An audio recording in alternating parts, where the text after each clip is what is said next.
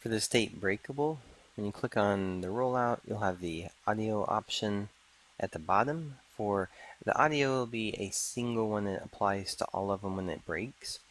You have a state breakable 1, 2, 3, 4, and 5.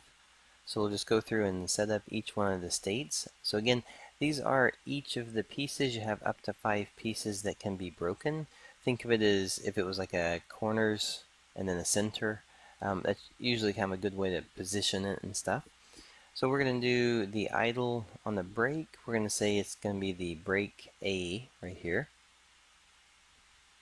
So this would be the broken piece. Now remember, all of these are animations, so they can either be single frame or you can have an entire, if this was a block that when it broke, it turned into fiery pieces and the fire started consuming the edges, or you had lava, which had lots of extra elements and glows to it. All of that is just part of the art side when you start developing that those pieces for it. For this one, we're going to say enable on the break.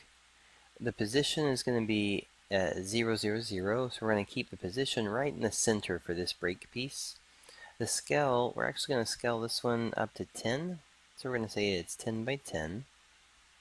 So what we want to do is say that it's actually the break pieces that we have when you look at the files. It's a whole size with a corner of the image being used. So we're just making it the same, so when it breaks, it looks like it's part of the original object being broken. Alright, we're going to keep the collider off. When the break happens, it's actually just going to break and fall through the floor and then disappear. We'll have on the collider point count, we're actually saying 6. If this was enabled, it's actually saying how many points, so we have 4 right here, how many points do you want to create around the object. So if you're trying to be a little bit more cautious on the try count, if you notice slowdowns from it or something, this is where you could just reduce it to 3 or 4 if you needed. Alright, and then again, the collider scale, we'll go ahead and set this to 10, just in case the user winds up using it. The values will be set ready for them. For the options right here, when it comes to enable rigid body, use gravity, the mass, the drag, we're actually going to make, so this would be the weight and the speed of it, so we're actually going to say it'll fall really fast, and then there's nothing really going to be to slow it down or make it, like in terms of drag would be the weight. We have the force, so we're just going to try to say that it will be pushed upwards for a little bit, and then outwards, and then it's going to go back down. Alright.